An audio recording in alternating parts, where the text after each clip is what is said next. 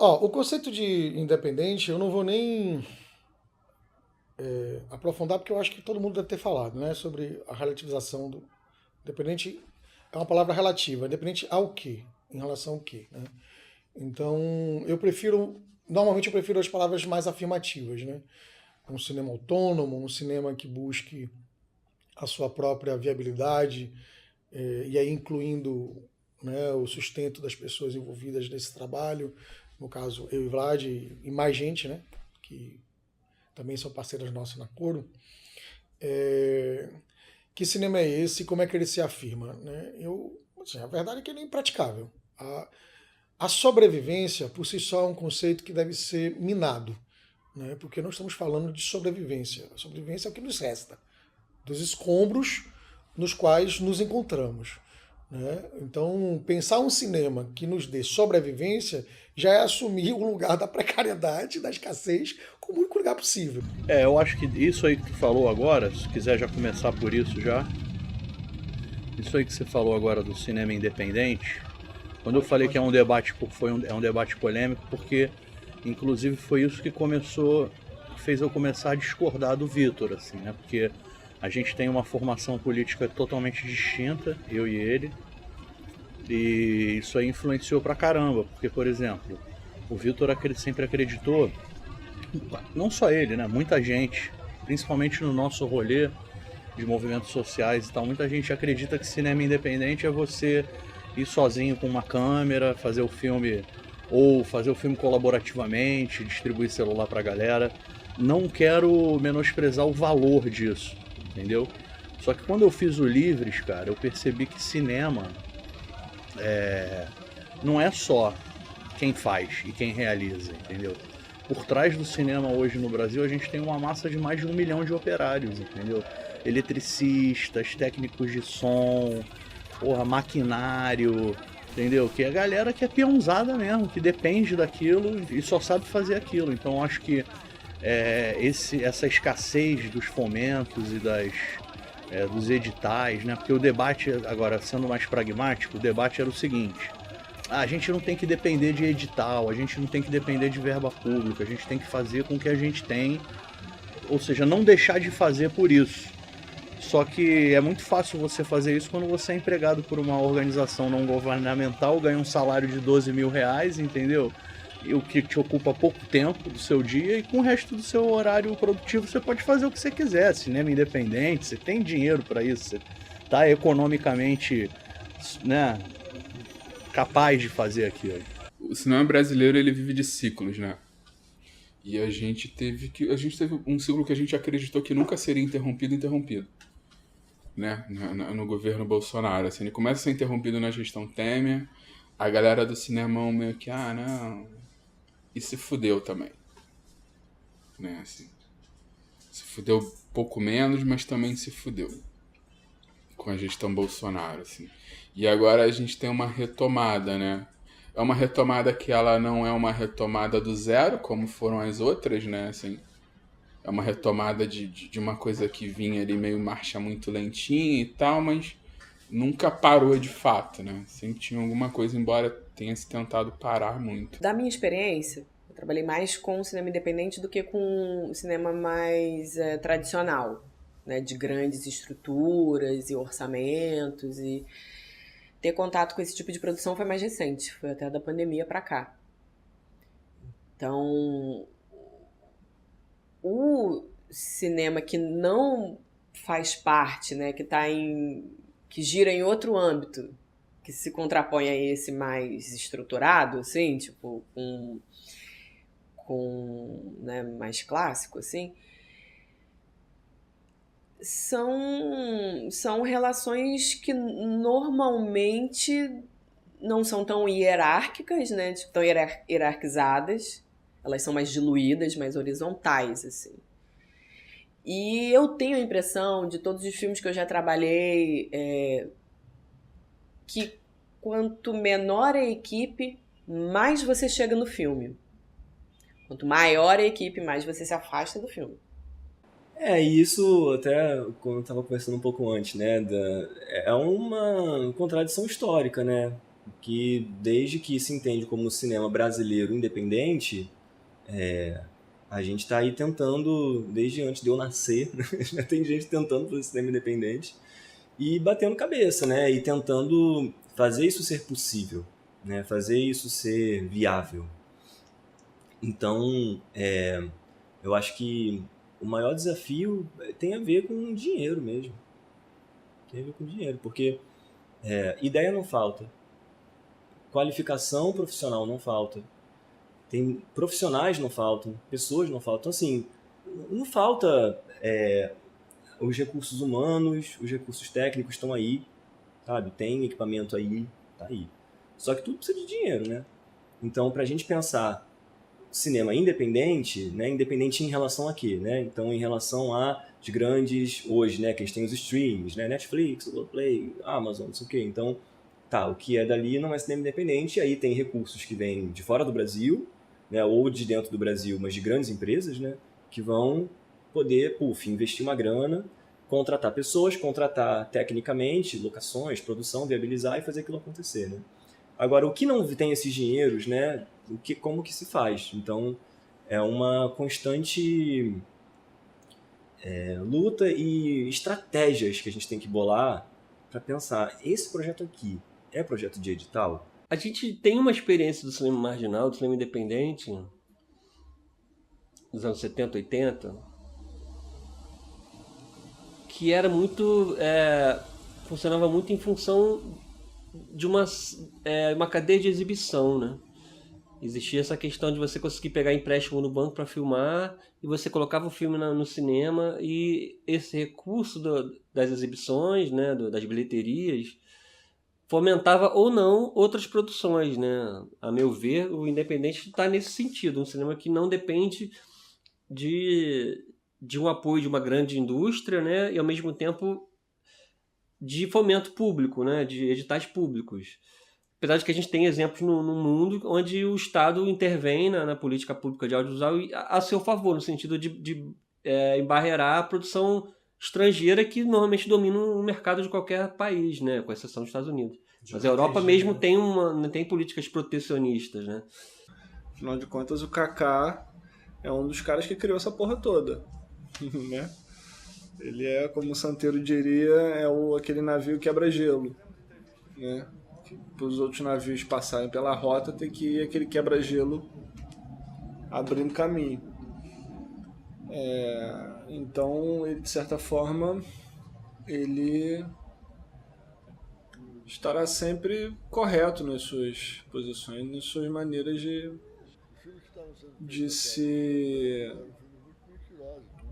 expor aquilo que ele pensa sobre o cinema, né? Ele foi um dos caras que inventou isso aqui no Brasil.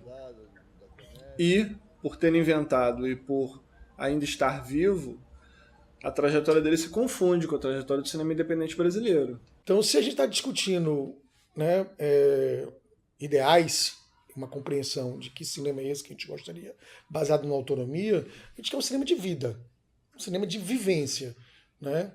E qual vivência seria essa que nos faria viver uma plenitude dessa autonomia? Um cinema que nos trouxesse, a partir do criativo, a partir de um exercício criativo libertário, né, um encontro com as pessoas, um encontro com aquilo que a gente não conhece. Então, um processo de conhecimento que fugisse da estereotipia, que fugisse do lugar comum, que fugisse do território colonizado, né? Mas também um cinema que nos trouxesse o afeto, né? Que nos produzisse conexões.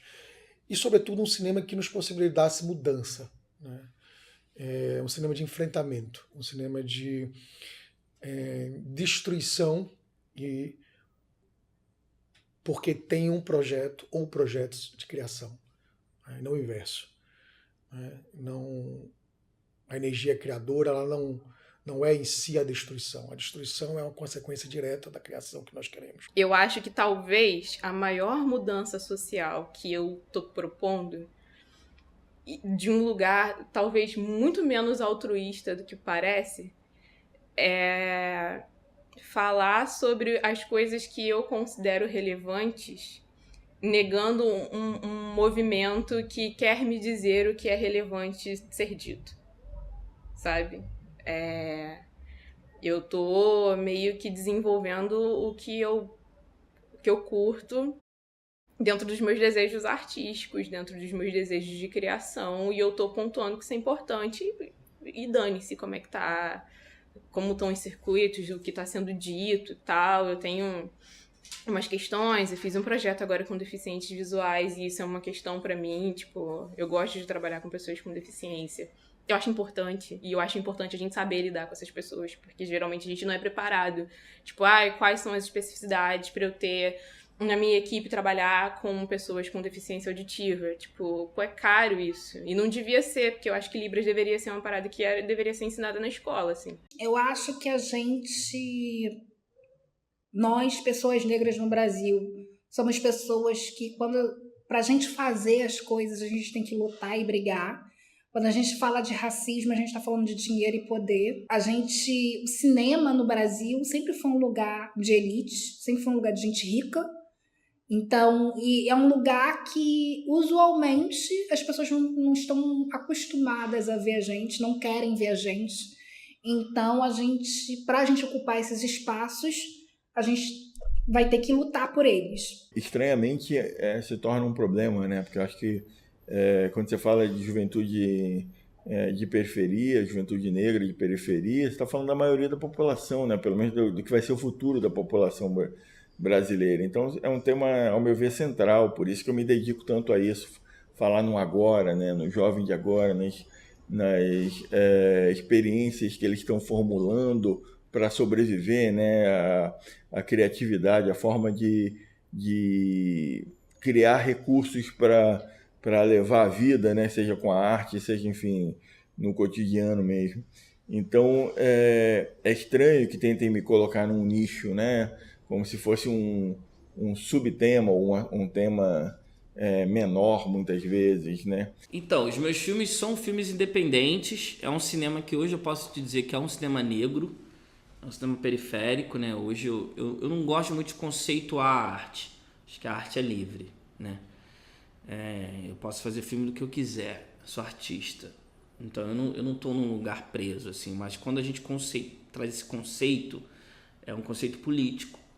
É um conceito de uma sociedade racista, machista, e muito preconceituosa em vários aspectos. Então acho que o cinema é minha defesa nesse lugar. O cinema é a arma que eu uso para tentar combater isso. E é uma arma forte, uma arma potente, uma arma veloz, né, eu diria. Assim como a música também. Então o meu cinema tem esse lugar de eu defender ele nesse lugar, de ter um protagonismo negro e humano, né? Eu acho que a partir daí é que surge eu diria que a forma política do meu cinema, né? E os meus filmes, eles nasceram muito de cinema independente mesmo, como que eu posso dizer, de uma forma muito colaborativa, né? Eu sou muito amigo do Cavi Borges, que é um empreendedor de cinema carioca, e o meu primeiro curto, Neguinho Kika, ele ficou sabendo dessa história quando ele veio Nós do Morro, e ele investiu. Ele falou, eu vou colocar, na época, acho que era R$2.000, ele foi para R$5.000 do meu bolso, e eu vou conseguir alguns apoios aqui pra gente realizar o seu curta, porque na época tinha alguns editais, né? Tinha um edital da Rio Filme de curta, eu não ganhei, mas o Cavi falou, vamos fazer esse filme, a gente faz assim, a gente fecha parcerias. Então, de uma forma geral, o meu cinema independente, ele se dá com parcerias, né? De uma forma muito colaborativa, né? E nesse momento, quando eu começo a ajudar essas pessoas, eu nem saberia dizer, nem imaginava que aquilo ali daria o início às minhas articulações, ao meu workflow, assim, os meus contatos que eu iria usar futuramente para fazer meus filmes. Hoje em dia, por exemplo, eu trabalho com o pessoal do Nós do Morro, são meus grandes parceiros. E eu comecei a desenvolver parceria com eles lá atrás, nesses cineclubes, nesses empréstimos de filme, de projetor. Eu fiz mostrei os filmes dele em vários cineclubes do Rio. Várias pessoas que eu trabalho hoje, tanto atores, quanto produtores, quanto grupos, foram pessoas que eu ajudei e que hoje viraram meus amigos, meus parceiros, meus sócios, e que estão fazendo filme comigo hoje, que estão exibindo filmes lá no Estação comigo hoje. A gente tem um problema que, assim, como é que você consegue fazer com que exista um cinema independente pujante, forte, se você não consegue estabelecer uma indústria de cinema? Porque o que acontece? Para eu fazer o meu filme político com as causas que eu acho que precisam ser abordadas, eu preciso conseguir me manter minimamente. E porra, bicho, desculpa, eu não quero ser Uber. Sacou? Eu não quero ser padeiro, eu não quero ter uma granja de galinha e aí dividir o meu tempo entre a minha granja de ovo de galinha e o meu trampo de realizador, assim. Eu quero poder me dedicar. O que traz outro paralelo também, porque cinema é um trabalho que te captura muito, né? Então, se você também está trabalhando numa lógica de indústria, você vai morrer 6 meses da sua vida e você não vai conseguir tocar nos seus projetos. Tirando o primeiro filme que eu fiz dentro da UF, né? Eu fiz pouquíssimos filmes curtas, assim, muito en passant, sem dinheiro pro filme, sabe? Porque eu entendo o cinema como uma profissão, né? Como um trabalho, né? E um trabalho que eu preciso de remuneração. Não só eu, como todas as pessoas que atuam para que esse filme exista, precisam ser remuneradas para fazer esse filme, né? Porque é assim que a vida acontece, né? A gente precisa trabalhar para poder viver, né? Se a gente não nasce rico. Então, meu irmão, não adianta, cara, para fazer com qualidade, para fazer bom, para fazer bem feito, entendeu? É óbvio que, por exemplo, isso que o Cavi te falou, eu discordo. Eu acho que tem gente hoje fazendo curta-metragem com orçamento de R$1 milhão e dizendo que é pouco. Entendeu? Eu conheço gente que faz com muita grana e que acha pouco. Gostaria de ter mais grana para produzir, entendeu? Eu tive um conflito atualmente com o pessoal do King's, lá do King's College, que é uma galera que me financia, porque essa viagem para o Tapajós, ela é uma pesquisa, não é só um documentário, né? Quando eu vou com uma galera que é pesquisadora e que está lá para estudar as leis ambientais e a aplicabilidade, a viabilidade de se implementar, né, na prática essas leis e tal. Essa galera faz uma pesquisa sobre leis transnacionais. É um instituto de leis transnacionais. E aí foi a primeira vez que eles me deram liberdade de propor uma viagem, entendeu? E eu propus essa sobre o garimpo. Então foi uma coisa difícil pra caralho de produzir. Eu tive que ficar meses no telefone, no WhatsApp, para conseguir entrar em contato com a galera lá. Eu nunca tinha ido lá no oeste do Pará. E a gente foi, e isso resultou num relatório para o Ministério Público Federal, que o que eles me cobraram é o seguinte: tem que ter impacto social, não basta ser uma pesquisa relevante, tem que ter um impacto lá de momento, entendeu? A nossa ida lá tem que ter um impacto social. Então o que eu pensei foi isso, fazer em parceria com o Ministério Público Federal, e depois que a gente saiu de lá, a gente levou um relatório lá na sede do MPF em Santarém, entregou nas mãos do procurador. E isso resultou numa denúncia que foi divulgada na sala de imprensa do MPF de Santarém, foi publicado em mais de 100 veículos de comunicação, entre eles esses grandes veículos, né, os veículos da mídia burguesa, CNN, Globo, SBT, todo mundo deu esse relatório nosso. O que eu entendo muito por cinema independente infelizmente, é um cinema do que eu vejo, do que eu conheço, por projeto. A gente não consegue ter uma manutenção de uma produtora que tem um caixa e que esse caixa vai produzir e a gente vai fazer um dinheiro com esse lucro e aí vai fazer um outro produto. E aí em 2005 eu falei, não, quero que a Cavide seja uma produtora de cinema também. Então ela passou a ser uma locadora que fazia eventos e que agora também era uma produtora de cinema. 2005. E aí eu comecei a fazer filmes com essa galera, com Nós do Morro, com a Cidade de Deus, pessoal da periferia, pessoal da Estácio. Eram pessoas assim mais diversas possíveis. Que é uma característica, como eu falei, que é a característica da Cavide, a pluralidade e diversidade. Eu trabalho com pessoas veteranas, assim, diretores mestres do cinema que tem 80 anos, tipo Rui Guerra, 92 anos. Eu trabalho com um cara que está começando a fazer cinema com 17. Lá no Estação agora tem gente lá com 14 anos frequentando os eventos, entendeu? Então eu trabalho com todo tipo de gente rica, gente pobre, negro, branco, Zona Sul, Zona Norte, velho, novo. Cavide abraça todo mundo. E a gente começou a fazer filmes.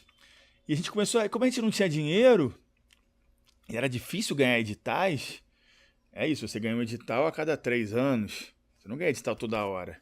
Então eu comecei a usar essas pessoas, esses parceiros, para conseguir fazer filme. Por exemplo, vou dar um exemplo. O Nós do Morro, lá no Vidigal, eles eram uma escola de teatro, começou a fazer cinema depois do filme Cidade de Deus. Eles eram ótimos atores e ótimos roteiristas, mas péssimos produtores. Eu era um bom produtor, tinha características de ser bom produtor, só que não entendia nada de roteiro, eu não conhecia nenhum ator. A gente separado não conseguia fazer filme nenhum. Quando a gente se junta, o meu ponto fraco é o ponto forte deles. E o ponto fraco deles é o meu ponto forte. Então a gente consegue, junto, potencializar nossas habilidades e conseguimos fazer nossos filmes, gastando muito pouco dinheiro, entendeu? Existem vários tipos de problemas de projetos independentes, né? Existe esse cinema independente, que é um cinema que a gente entende que não se enquadra numa lógica comercial, embora eu ache que todo filme precise ser minimamente distribuído. A gente entende muito, a gente como coletivo de sociedade, e as pessoas que estão nesse lugar de entendimento, de dar vazão a esse conteúdo, de que determinado filme não vai alcançar o público porque ou o filme é muito intelectualizado, ou o filme ataca um aspecto muito específico, e isso meio que não é verdade. Quando você começa a fazer sessão de cinema na rua, você percebe as pessoas diferentes, assim, os tipos mais diferentes, parando em frente a uma tela, assistindo o filme. E você vai conversar com essas pessoas depois, elas têm perspectivas completamente diferentes daquele filme, mas todas elas são super válidas, super originais e super coerentes, né? Porque o filme bate em você de acordo com a bagagem de vida que você tem. Cinema é um pouco isso, assim, né? É aquela coisa do exercício da alteridade, né? Não tem jeito. Por mais pasteurizado que o filme seja, você vai se identificar com ele ou não, você vai se relacionar com ele ou não a partir da bagagem de vida que você tem. Né? Aquilo vai de encontro ou não com as tuas crenças. Eu acho que, assim, eu vou começar por uma coisa que é uma coisa de condição, sabe? É muito difícil ser autor. Eu, às vezes, fico me perguntando por que o cinema chega pra mim assim, né? Porque eu podia ter me exercitado em outra coisa. Eu podia ter simplesmente dito, eu vou ser uma roteirista. E eu vou lutar por estar no mercado de roteiro, e vão me pagar, e eu vou apenas escrever e vai dar tudo certo. Ou eu vou ser diretora e vão me pagar, sabe, assim... Mas para mim é difícil, às vezes, isso, assim, porque eu tenho muita pulsão de autor, de escrever as minhas próprias histórias e ter que depois, então, colocar a minha visão sobre elas, né? E isso é uma condição muito difícil, porque dentro do Brasil, se o mercado ele já é difícil, né? Quando você fala, então, em termos autorais... Isso vai me deixando numa situação muito difícil financeiramente falando, sabe? Porque se a gente for pensar o nome dos autores brasileiros, eles são todos pessoas que eles já começaram, de alguma forma, com um pequeno estofo, assim, sabe? Eu tenho uma família que, se der alguma merda, vai me ajudar. E eu vou poder, então, me dar um tempo para a minha autoria, para ver se isso dá certo. Eu não tenho isso. Quando eu decidi...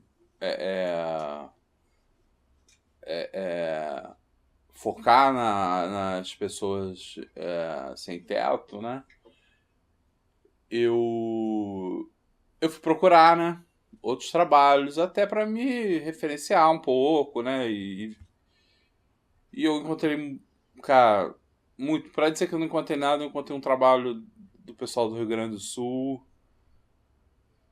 que não era aquilo que eu queria fazer, né? Aquele tipo de documentário. Então, vamos lá. Primeiro, eu escolhi porque eu acho importante, né? Eu tô morando numa super metrópole, né? E problemas sociais é o que não faltam, né? E aí tendo em vista que eu vi muito pouca gente falando no assunto e quando você vê a mídia, né, em especial a grande mídia, né, falando no assunto, ela fala de maneira muito superficial, que é a própria característica da grande mídia, né? Eu sempre tive essa relação bastante profissionalizada nesse ponto de vista, assim, com o cinema, sabe? E a galera da UF, né? Tem o pessoal da minha geração, assim, tem umas pessoas, cara, que eu tenho uma admiração, que são artistas fodas, que são pessoas, hoje, assim, muito renomadas, assim, que fazem um trabalho de muita qualidade, né? Mas que tinha essa época, quando eu tava no cinema da UF, tinha essa coisa meio de grude, assim, sabe? Era uma época ainda meio hippie, porque era imediatamente pós a era Collor. Então, o pessoal que tava lá fazendo cinema era uma galera muito da guerrilha, sabe?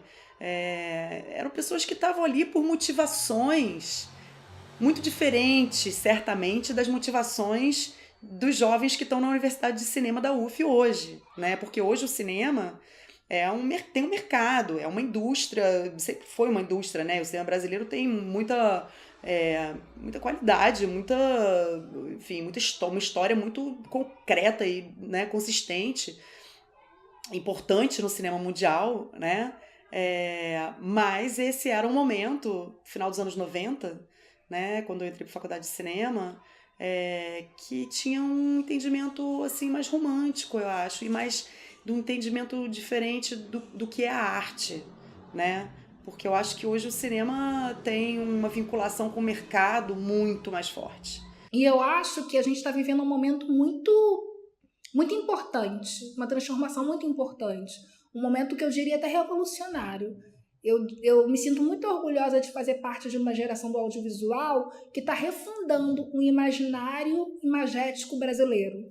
Se a gente parar para pensar, hoje a gente tem na grade da TV Globo 3 novelas com protagonistas negros. 2023. 3 novelas inéditas simultaneamente. E o que é mais importante do que a gente vê pessoas negras na tela é que essas produções estão, pela primeira vez, né, de forma inédita, sendo também escritas ou co-escritas, né, tendo em suas equipes de escrita roteiristas negros. As lacunas, eu acho que tem parte da cidade que não são vistas, que você atravessa décadas, e aí quando você faz retrospectivas, né, você fala, mas cadê a Baixada? Né? Tem o Cineclube Maticongu, tem o cinema de guerrilha da Baixada, né? Mas com muita luta, assim, que dificuldade é essa que a gente não consegue produzir longas metragens, né? Não consegue contar nossas histórias em ficção ou documentário, não consegue chegar à televisão, né? Então é uma pergunta que faz por que territórios da cidade sofrem lacunas de juventudes, né? Então, de 2000 a 2010, qual é o filme de juventude da Baixada, da Zona Norte, da Zona Oeste? Então são perguntas meio que ficam no ar. E outro dia eu ouvi o podcast lá do Borlan, que o João Paulo Campos conduziu a entrevista para a IC, lá de São Paulo. E ele falou isso. E ele tem uma produção independente maravilhosa, né? Tem um profundo respeito e admiração pelo trabalho do Borlan. E ele disse que nessa última vez que ele fez o filme, foi a primeira com uma estrutura de 70, 80 pessoas no set, que ele não sabia o nome de todo mundo. Então eu acho que essas características do cinema independente, para mim, me atraem demais. E por muitos anos eu fiquei ali, tipo, envolvida com isso. Só que o problema é que o país não dá estrutura, né, tipo, de financeira, né, para que a gente consiga ter mais autonomia para trabalhar. Então é difícil ficar só no independente para mim também, quanto mais velha, né, tipo, conforme eu vou envelhecendo, tipo, não dá, né? Então tem essa necessidade, eu senti essa necessidade, bom, vou trabalhar um pouco no cinema mais tradicional, mas também não vou abrir mão do independente porque o filme me interessa. E eu acho que essa estrutura de equipe, de como que as relações se dão para fazer um filme num independente, numa coisa mais assim, tipo, enxuta, reverbera no filme. Eu sou uma pessoa do tipo inconformada, mas eu acho que eu tô tentando vencer a inconformidade que eu sinto muito na marra de me mostrar importante, falar que a minha voz é importante, sabe? Porque a gente já lida com essa negação desses espaços. Pra mim, se eu for falar da minha trajetória, a minha maior marra foi ter insistido em continuar na PUC por muitos anos, né? Desde 2015 eu tô na PUC fazendo esse trajeto gigantesco. Hoje eu faço menos, mas assim, eu já cheguei a fazer, tipo, estudava de 7 às 7, engenharia. Então eu acordava muito cedo, chegava em casa muito tarde. Minha saúde mental ficou desgraçada nesse tempo. E um monte de gente falava, cara, sai, vem pra UF. E aí, assim, o que mexia comigo era que eu já era a única pessoa retinta de uma turma de 40 alunos. Assim, foi até engraçado que na minha turma de primeiro período nem mulher tinha 5 meninas na minha turma de 40 alunos. Então, 5 meninas, eu era a única pessoa preta retinta. Se eu não estivesse lá, não ia ter ninguém. E aí, assim, é o professor que se sente confortável de falar qualquer coisa, porque você não tá lá pra confrontar, você não tem o seu olhar que tá ali impondo seu espaço. Então isso muda a postura da pessoa que tá ali, que nunca teve que lidar com uma pessoa preta e agora tem que lidar. Então ele vai ter que, tipo, entender que as coisas mudaram, que ele não quer sofrer um processo. Que é até horrível isso, né? Ele não falar, ele ser racista e não se expressar com medo de sofrer um processo, mas ok também. Que aí, sabe? Então, no cinema, eu também não lidei com tantas pessoas pretas assim, infelizmente. Porque é isso, foi a realidade que eu tava e que, assim, até pra me posicionar e falar, olha, eu não concordo com o que vocês estão falando, é muito difícil às vezes. Porque eu acho que eu sou uma pessoa extremamente doce, mas ainda assim, quando você fala que não concorda, você é considerada uma pessoa reativa, porque, né, a gente é muito domesticado e a gente não pode falar, a gente tem que acenar e concordar com tudo. O meu cinema, ele é um cinema provocativo. Eu gosto de provocar as pessoas a refletirem. Eu não gosto de falar para elas o que elas têm que pensar. Eu gosto que elas assistam e reflitam sobre, que levem aquilo que está na tela para a sua vivência e questionem a sua vivência, sabe? Por que o corpo de uma travesti não pode estar associado a um corpo belo, a um corpo livre, a um corpo feliz, né? Eu não gosto de criar estereótipos e nem sou uma pessoa que tem essa positividade tóxica, que a gente tem que pensar positivo o tempo inteiro, não. Mas acho que a gente tem que refletir. Por que eu tenho que mostrar só o jovem negro morto? Por que eu não posso mostrar esse jovem negro no primeiro dia de trabalho dele? No primeiro dia da universidade dele? Por que eu não posso mostrar essa trans chegando na universidade? Né? Por que eu não posso mostrar...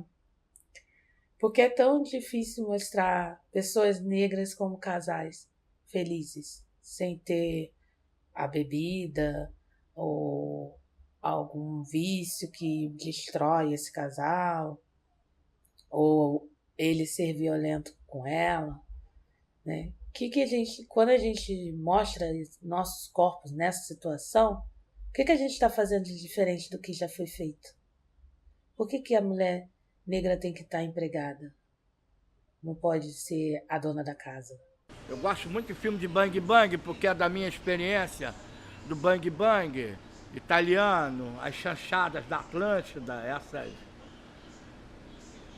esses foram os filmes assim, né? Que depois eu fui conhecer a Sganzella, fui conhecer Glauber Rocha, que fazem esse trabalho com a chanchada, mas também com o discurso político.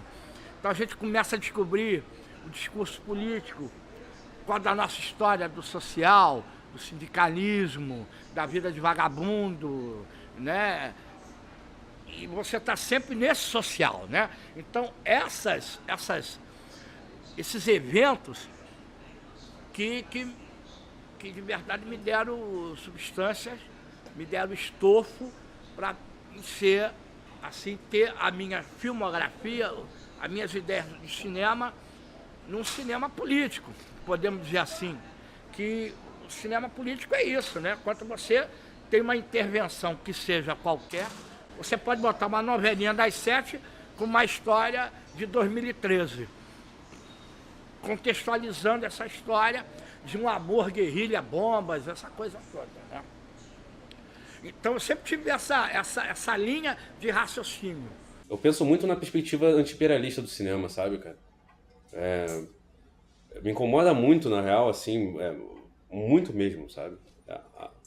A ideia de que a gente tem uma predominância da linguagem, não só da linguagem, mas da narrativa também norte-americana no mundo inteiro, cara.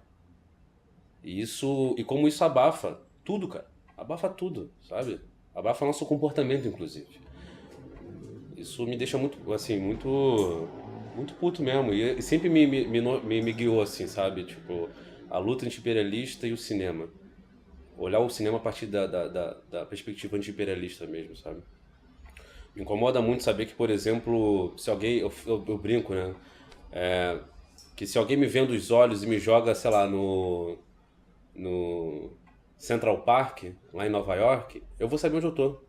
Caralho, o que eu tô fazendo aqui em Central Park? E se alguém me joga lá no centro de Belém, eu não vou fazer ideia de onde eu tô. Porque ao longo da minha vida toda, eu assisti tanto material que envolvia as referências ali norte-americanas, que eu posso me situar tranquilamente, de olhos vendados ali em Nova York, mas eu vou estar completamente perdido no meu próprio país. Isso é muito doido de pensar isso, sabe? Eu acho organização e um certo sentido de pensamento comunitário, né? Onde a gente tem mais vozes sendo escutadas e mais realidades sendo colocadas ali na pauta, né? A gente teve um debate recente sobre ali Paulo Gustavo no estado do Rio, onde os municípios periféricos eles receberiam menos recursos porque, segundo as pessoas que organizavam o edital e os detentores do dinheiro, do poder público que tinham acesso ao dinheiro e decidiram para onde ia escoar isso, a capital, né, as capitais iam centralizar mais recursos, porque aqui era onde sabia se produzir filme, onde se tinha esse know-how técnico, as produtoras que teriam mais estrutura de viabilizar filmes com esse recurso. Daí, nesse sentido, isso seria melhor aproveitado. Esse recurso seria melhor aproveitado em produções fomentadas pela Paulo Gustavo. E aí, né, o pessoal da Baixada, da Caxias, sobretudo, mas outras vozes se levantaram e falaram, não, mas já tem um núcleo de produção ao longo de 20 anos desenvolvido em oficinas, em projetos sociais que viabilizaram esses técnicos que podem pegar esse recurso e fazer uma coisa do mesmo nível de uma conspiração. Mas, enfim, ainda existe muito essa luta pelo recurso, né? E isso aí é histórico, né? O cinema é uma área gerida e dominada por pessoas ricas, né? Por pessoas que têm o domínio dos recursos, né? Dos meios de produção. Então, o grande cinema, para mim, aquele com quem eu me identifico, seria um cinema que conseguisse colaborar num processo de luta maior,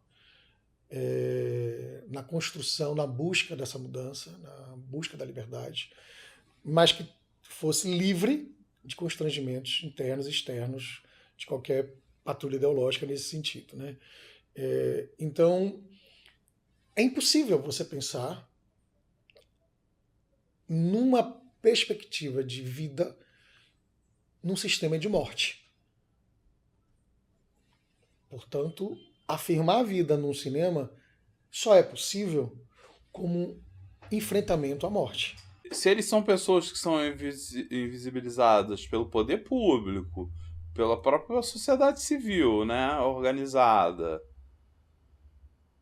cara, o cara que faz cinema, ele vai buscar temas mais hypados, digamos assim, né? Porque é um assunto que, assim, é difícil de você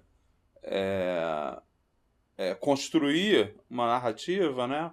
Como eu estava te falando, é um processo de... Você tem que se aproximar deles, não tem como, né? Você tem que escutar eles, e não só escutar eles na frente da câmera, não. É sentar com um cara num banco aí e trocar uma ideia, né? E aí você descobre que aquele cara era um pianista da TV Manchete e agora está na rua. Então, sobre os trabalhos e o método que você se refere, deve haver algum método. Eu costumo dizer que meu método é não ter método em nada. É decir, eu vivo arriscando desde que sou... Não, meus 20 anos, quando comecei a viajar por Latinoamérica, de carona, depois de ter ido no México, claro, para estudar cinema, no ano 82. Não deu certo, e aí no México fiquei quase um ano, aí eu decidi viajar, e aí rodei praticamente a década inteira de 80, com uma parada, um retorno à Argentina, mas uma saída depois, tudo por terra. Do México até a Argentina, morando em diversos países, e depois saindo novamente para o lado ocidental, não?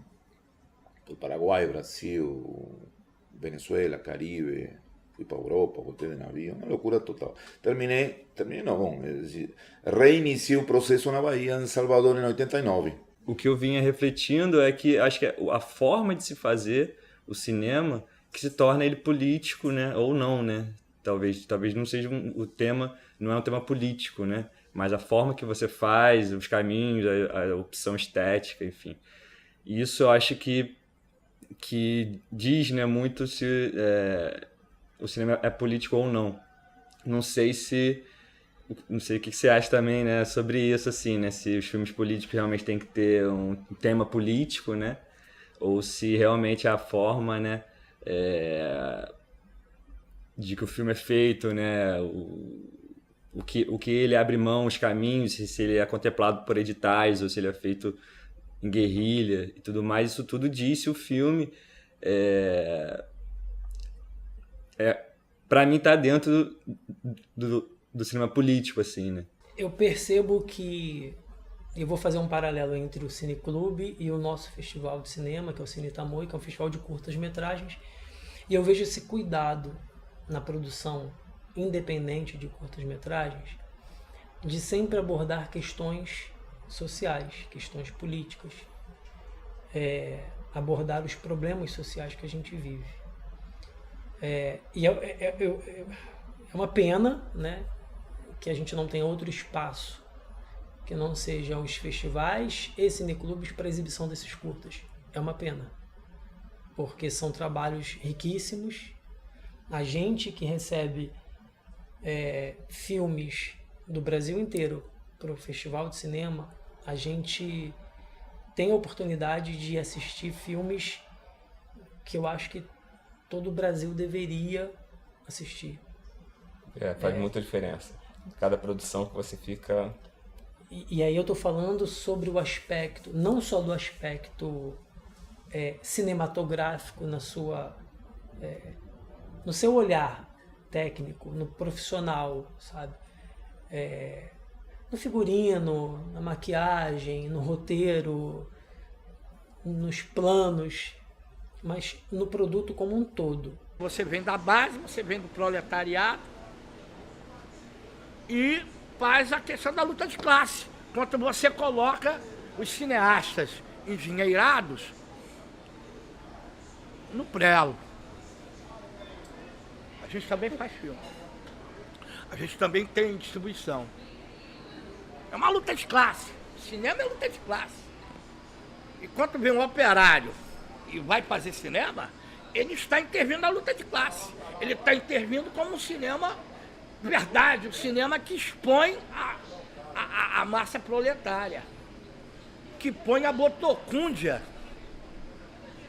que é um termo do Lobato, né? O país dos botocundos, o país dos língua travada, o país do Jeca Tatu. Jeca Tatu também faz filme, né? Nós somos os elementos da taba, todos nascidos do comunismo de Pindorama, os pindoramaicos, né? A Taba e a Nauá, né? A grande Taba, onde junta a turma toda, né? Aí eu faço a brincadeira, que é até um texto que eu tenho, que Vasco da Ataíde, um dos navegantes que se desviou da esquadra portuguesa, Cabralina, e vai descobrir o mundo, entra num vórtice assim, entra no mundo onde tem a Taba e a Noá, todo mundo se amando livremente, fazendo filme, fazendo teatro, fazendo a vida, né? Essa é a ideia.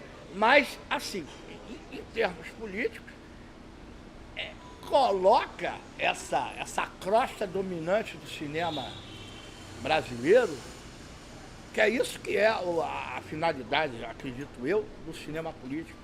Quando você coloca a crosta dominante do cinema, dizendo, o Jeca também faz filme. O Jeca cinematográfico. Né? Então, assim, eu me sinto um Jeca cinematográfico. Eu acho, irmão, que tudo isso que eu falei, de que eu fui aprendendo, são questões técnicas, assim, sabe que se você se dedicar, você sabe. Agora, as questões humanas é que dificultam o filme. As questões humanas, as relações, né? A relação que você trata com quem você... Igual a gente está tendo aqui nessa conversa.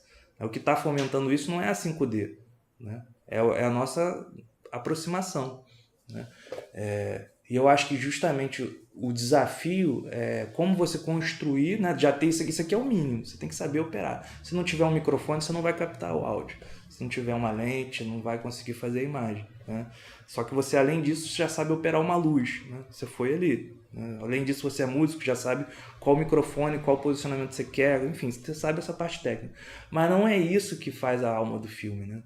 Não é, cara. Não é, são sempre as trocas humanas. Como é que você vai fazer aquilo que a gente falou de chegar na mente da pessoa? Isso aqui é o básico. Tipo, se você faz uma parada que de uma certa forma tá mal captado, até pode virar uma estética experimental, mas talvez dificulte esse chegar no outro, né? Agora, o que faz chegar no outro, e eu acho que isso seja na ficção ou no documentário, sabe? Tem alguma coisa mágica em alguns momentos de filmagem e a montagem um pouco como privilegiar esses momentos ou como construir esses momentos mágicos, que é quando uma cena acontece, sabe? Tem gente que tem pessoas cineastas, né, que fazem filmes sobre a própria história, sobre a própria vida, e aquilo ali se torna universal. E quando eu falo da maioria da população, né, jovem, e de um tema que, ao meu ver, é central, isso se torna um nicho. Então, há uma inversão completa, né? Quando um cineasta fala de si mesmo, né, e geralmente esses cineastas são de classes privilegiadas financeiramente, né? Isso automaticamente se torna o universal categórico, o padrão do que é o Brasil. E isso não é o Brasil, isso nunca vai ser o Brasil, infelizmente. Eu fui para o Vidigal estudar cinema e voltei a morar em Brás de Pina, e me sinto muito bem em Brás de Pina, e o meu olhar hoje é isso, né? É ver os meus anos 90 e o meu tempo presente, né? O que está acontecendo agora na Zona Norte.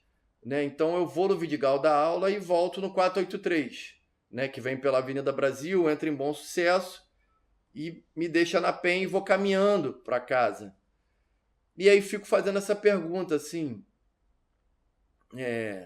cadê a vida noturna da Zona Norte? Né? Se eu passo na Praça das Nações e vejo um monte de velhinho ali na madrugada jogando cartas, né? Que é um projeto que eu estou rascunhando. Né? Então, a minha preocupação é essa também, assim, né? E eu sei que ali em Bom Sucesso, né? Eu estou muito próximo do Mandela, de Manguinhos, do Jacarezinho, da Mangueira, e está chegando ao UERJ, né? Então, nesse espaço ali, entre Bom Sucesso ao UERJ, o que está acontecendo, né? O jornalismo diz que está acontecendo muita violência, mas eu vejo outra coisa. Né? Eu vejo uma riqueza, eu vejo pessoas se abraçando, se comunicando, trabalhando, ganhando a vida, né? Os lava-jatos, né? Que tem ali também. Eu vejo a linha do trem, eu pego o trem. Eu acho que é nessa, de tipo, ter um canal mesmo que vai produzir e que vai gerar views, que vai dar grana. Eu acho que isso vai surgir uma hora. Produtores independentes que consigam produzir conteúdos audiovisuais de cinema, assim. Aí o que é cinema ainda tem outra discussão, mas assim, documentários, a documentário já tá tendo, ainda não consegue ter aquela, mas você pega assim, a agência pública, né? Você vê uma galera que tenta produzir uns documentários, coloca lá, e se você pegar o número de views, porra, é mais do que qualquer documentário brasileiro lançado no cinema, com certeza. Se você pegar lá um documentário pela agência pública, você pega lá, sei lá, 100 mil views, tipo, 80 mil views, não é desprezível, é tipo... É expressivo pra caralho. Então, assim, eu acho que a gente ainda tá muito conservador. Eu acho que não tem uma visão ainda muito empreendedora. Até se você pegar a história do Ian, do cara que criou Porta dos Fundos, é uma história de um cara que é curta-metragista, a gente passou uns curtas deles aqui, e que em algum momento... ele entra naquela lógica de festivais e fala, cara, esse negócio de festival não é pra mim. Esse negócio não... E aí ele se junta lá com o Kibe lá e começam a fazer os curtinhas. Mas na cabeça dele ele tava falando curtinha. E essa trajetória do cinema independente brasileiro dos anos 60 pra cá é uma trajetória que tem muitas nuances. Muitos cineastas independentes encontraram os seus espaços e os seus caminhos dentro da indústria e dentro do mercado, e outros não. Não porque não conseguiram, mas também porque optaram por seguir outros caminhos, né? É o caso de cineastas do período do cinema marginal, como Rosenberg, por exemplo, que também é muito qualificado dentro da história do cinema novo, inclusive por pessoas que também teorizaram sobre o cinema marginal, mas de certa forma o Rosenberg, ele, por mais que o seu cinema tenha traços digamos assim, da escola do cinema novo, a sua postura enquanto cineasta diante do mundo sempre foi uma postura marginal, né? Nas manifestações de 2013 era um pouco isso. A gente estava ali nas ruas, de repente quando você vê, a galera constrói uma grande roda, uma fogueira gigante, com 25 pessoas da aldeia Maracanã cantando um grito indígena em plena 1º de março, sacou? Depois de arrombar o prédio da Alerj. E era um despejo que mudou a história do Rio de Janeiro, o despejo da aldeia Maracanã, né? Então aquilo é uma cena, porque você sabe, você viveu o que foi a aldeia Maracanã, você viu os indígenas na rua, né? E como você vai reduzir as ruas de 2013 à extrema-direita, né? A gente viu, essa é uma cena, tá lá. Quando o Vozeria entrou num festival aqui do Rio, um festival importante, eu falei assim, olha, eu vou precisar mexer num corte. A mulher falou assim, você não vai tirar aquela fogueira não, né? A curadora falou. Então é isso, sabe? Eu acho que o desafio do filme é criar gatilhos para você chegar na cena. O que vai detonar as cenas do seu filme, sabe? É isso. Seja doc, seja ficção. Eu acho que é por aí. E a cena é isso. Aquele momento que você não consegue escapar, seja do soco, ou da emoção, ou do sorriso, né, na comédia. O cinema, cara, você pode fazer um documentário sobre a sua rua. E na sua rua, o seu vizinho vai casar. E ele te convida para filmar o casamento. Você pode filmar o casamento do seu vizinho. Mas se você não tiver uma formação, uma teoria, de onde você vai colocar essa câmera dentro desse casamento, onde você vai entrevistar os noivos, e depois como você vai montar o casamento, você não vai chegar a lugar nenhum, né? Então eu acho que para falar de cinema independente, primeiro você tem que falar de formação, né? Eu acho que sem formação, né, e a gente aí tá falando também de educação, né, cara, que na verdade é a base desse país, né? O Chico Science tinha uma frase, cara, que ele fala, na verdade, essa frase nem tá numa entrevista, cara. É uma frase que tá no final de uma música dele, que simbolizou muito essa chegada do digital. Porque sem o digital você filmava em película. Era em película. Com a lata hoje, uma lata de 4 minutos, 5 a 10 minutos, praticamente você não filmava, né? Você via os outros filmando ou ia para o miolo disputar no edital. Como está até agora. Não é a chegada do edital que barateou o cinema. Pelo contrário. O cinema parece que está mais caro, né? Teve a democratização das câmeras, né? Porra, se você tem um cartão que roda 1 hora. Mas voltando ao Chico Science, é porque é uma frase que me alimentou muito tempo. Ele falou assim, a tecnologia do povo é a vontade. Por que não pode surgir coletivos audiovisuais de cinema que comecem a produzir conteúdos de cinema, que aí tem um aspas, a gente não sabe exatamente o que é esse tipo de conteúdo, e que não comece a viver disso, né?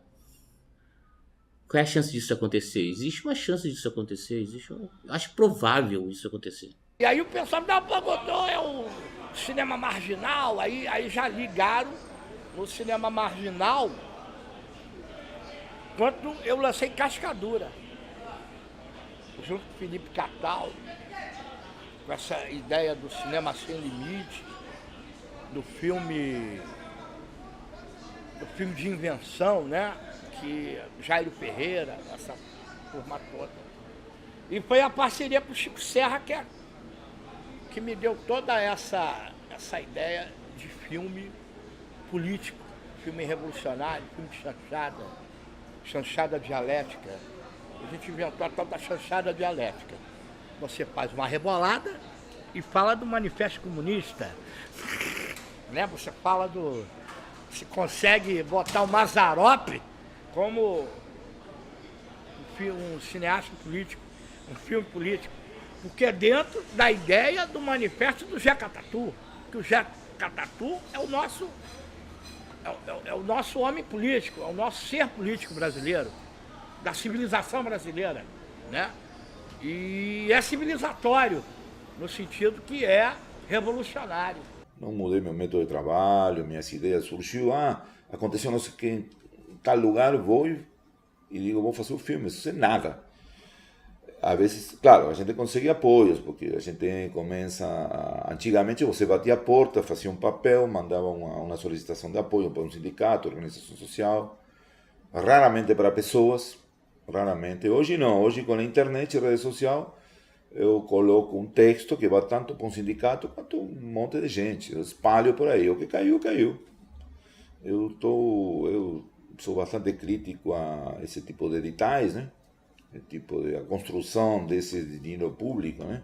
Onde que vai, onde não vai, entendeu? Eu sei que muitos são cartas marcadas, todo mundo sabe disso, né?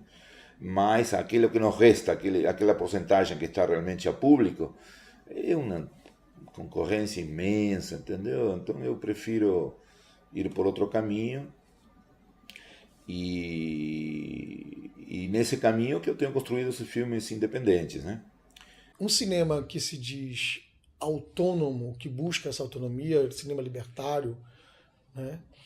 Ele tem que ser um cinema que no seu fazer crítico ele produz essas conexões de mundo que ele busca, que é uma parte mais difícil, né? Como você ter afeto na sua equipe, como você produzir uma ética na relação com o entrevistado e que conteúdo e forma nós precisamos pensar que de alguma forma, que de algum jeito nos produza potência e produza potência naquele que nos assiste, né?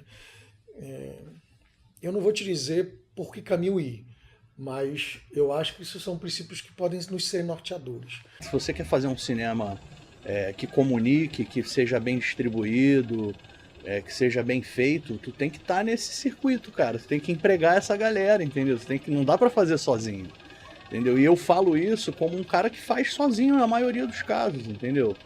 As coisas que eu faço, muitas vezes eu sou convidado para fazer e assim, eu tenho todas as minhas despesas pagas para fazer, mas eu tenho que ir sozinho e fazer, entendeu? Eu não tenho dinheiro para contratar a equipe, na maioria dos casos. Assim.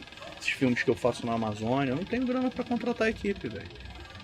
Mas aí é uma questão minha, entendeu? Eu gostaria de ter e eu, inclusive, estou trabalhando atualmente para ter grana para poder ir e produzir com qualidade, porque não adianta. Quando eu volto, não sei se você viu A Última Reserva.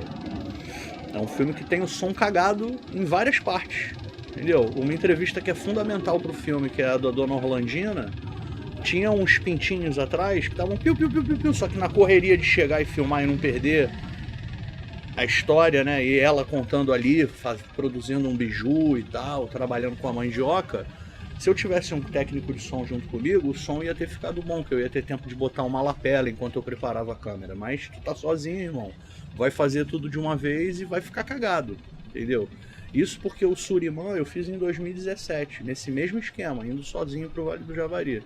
Aí A Última Reserva, foi esse agora que eu fiz no Rio Negro, ficou um pouco menos cagado. E esse que eu fiz agora no Tapajós sobre o garimpo, eu acho que também ficou menos cagado, mas eu já vi as imagens e tem uma porrada de coisa que a lente tá com sujeira no sensor. Tudo começa por você não desumanizar a pessoa que tá produzindo. Porque eu acho que é o que o capitalismo faz, né? Ele te transforma numa peça. Então, a partir do momento em que você entende que todo mundo ali tá para contribuir uma peça artística, audiovisual, que seja, mas ela não é uma coisa, ela é uma pessoa, então ela tem dores, ela tem questões. É muito interessante, porque nas últimas oficinas de produção eu tenho falado muito sobre a questão da saúde mental, no sentido de pensar produção e também pensar a saúde mental associada a isso, porque eu sinto esse desgaste, assim. A gente tá muito desgastado, porque a gente chega no audiovisual cheio de sonhos e querendo produzir coisas, e a gente vê que isso é um processo muito cansativo, porque a gente tá falando de trabalho. O Adirley diz também, né, sobre isso, né? Minha equipe tem que caber num carro. Por mais que ele tenha trabalhado com um pouco mais, né, de gente, normalmente, né, as produções dele são assim, né? Mais enxutas mesmo. E aí a gente vê o cinema dele. Então, eu acho que a quantidade de pessoas, a maneira que essas relações, né, se dão normalmente de forma mais horizontal, porque você tem que jogar junto, é a sua parceira, o seu parceiro ali, né, tem uma convivência muito grande, assim. Então, não tem muito espaço para essas formações, né, tipo, bem hierarquizadas que o sistema do cinema industrial tem, né? Então eu acredito que isso reflete lá no filme, né? Não tem como, faz parte. E é um efeito cascata, né? Essa questão do que Alberto falou sobre, às vezes, a gente precisar usar de uma moeda de troca para atrair até quem está na periferia para assistir uma produção audiovisual. Porque a competição ela é injusta, né?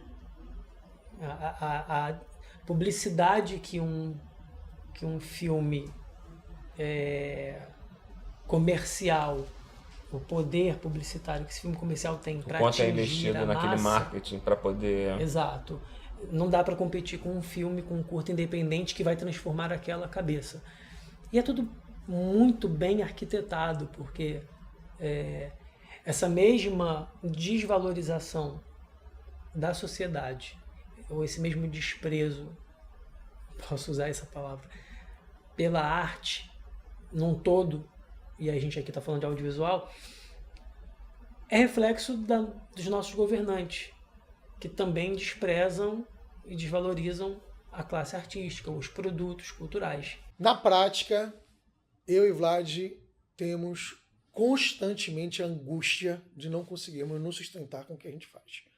Então, nós vivemos basicamente de apoios que nós construímos nas nossas trajetórias individuais ou conjuntas de vida.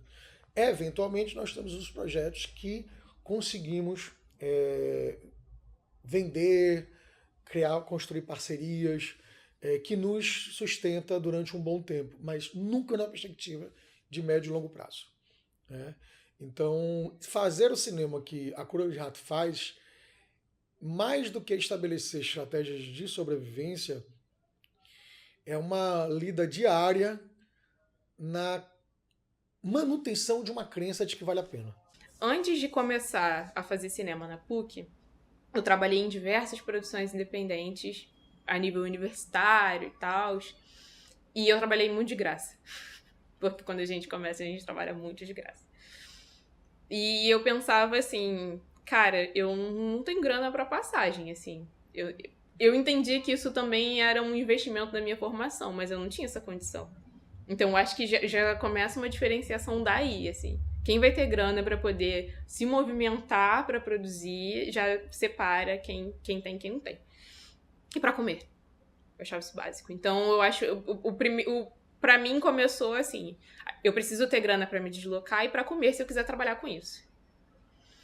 E aí, as produções foram surgindo onde eu conseguia negociar. Tipo, se tiver grana para passagem, alimentação, a gente cola. Então, quando eu entro pra universidade, pra mim, isso é o ponto, assim. Tipo, essa pessoa precisa. E isso é curioso, né? Porque eu era sempre a mais ferrada dos grupos. Mas pra mim era um ponto, assim, essa pessoa precisa se deslocar, ela precisa comer. E se o filme é meu, eu preciso dar um jeito de providenciar isso. Irmão, ó, tamo fudido, certo? Há uma grande falácia em se pensar, em se viver de cinema. Eu acho que o que segura a gente fazendo o que a gente faz é uma relação profunda com a vida. Algo que nos une a um espaço da vida cada vez mais obscuro, que é o desejo. A uma atuação desprovida de pragmatismo, né, que é a poesia, e um sentimento, um espírito de justiça, que é a luta por liberdade no cinema emancipatório, que nos faz continuar nessa merda. Porque não acredite em quem, diante dessa Câmara, pode ter dito do fundo do peito de que realmente tem fé, ou realmente os processos estão caminhando para a construção, via política pública de Estado ou parceria com o capital, de um cinema minoritário, não vou nem chamar de independente, de um cinema feito por pequenas empresas que seja autossustentável. Não, isso aqui é um lugar de barbárie, isso aqui é um lugar de exploração absoluta, isso aqui é uma selva no pior sentido que a selva pode vir a ter, onde é a lei do mais forte, onde a ordem aqui é entrar, explorar, saquear e cair fora. Eu gosto de pensar que eu tô saindo do meu espaço para poder tentar garimpar essa voz, assim, sabe? Tentar, tipo, colocar a minha voz... É porque parece muito arrogante falar que eu quero ser o porta-voz das pessoas, não é isso. Mas eu quero que as pessoas saibam que tem uma pessoa do Jardim Catarina ali no meio, sabe? Tipo assim, não, ela vem desse lugar. Ela vem de lá da Caixa Prego e ela tá aqui, ela chegou. E eu quero também que as pessoas saibam que é possível chegar junto também. O nível de... A falta de informação que se tem sobre cinema, assim, eu não pensava em cinema como profissão. E eu fiz engenharia porque eu não pensava em cinema como profissão, eu achava estranho se formar em comunicação. Como assim? Comunicação é uma coisa que a gente faz o tempo inteiro. Por que eu vou estudar isso? E aí, agora, eu sinto necessidade de chegar nos espaços e falar para os adolescentes que vão fazer o Enem agora. É uma possibilidade estudar comunicação, estudar cinema. Porque só você vai poder falar as coisas que outras pessoas não vão falar, elas não sabem. Vai ter um monte de gente que vai tentar falar, um monte de gente branca e rica que vai tentar falar por vocês se vocês não forem as pessoas a falar, sabe? Por que eu não posso estar atrás de uma câmera boa, assim, tipo uma Blackmagic, tá ligado? Com um gimbal, com um butterfly, uma produção grande, tá ligado? Por que eu não posso estar atrás dessa produção? Por que eu tenho que ficar... Por que eu tô ali só guardando aquele equipamento, mas eu não posso manusear aquele equipamento? Entendeu? Por que eu posso montar aquele equipamento, mas eu não posso gritar ação? Eu gosto de questionar. Eu sou uma pessoa questionadora. Mas eu uso a minha arte para isso, assim. Eu gosto de usar a arte. Eu acho que a arte é um veículo potente para a transformação social, assim como a educação. Acho que sem os dois não dá pra gente... Eu acho que não dá pra gente evoluir, vamos dizer assim, sabe? Não sei se evolução é a palavra certa, mas assim... A gente fazer mudanças concretas, sabe? Será que a gente consegue eliminar o racismo? Eu não sei. Mas eu tô lutando pra isso.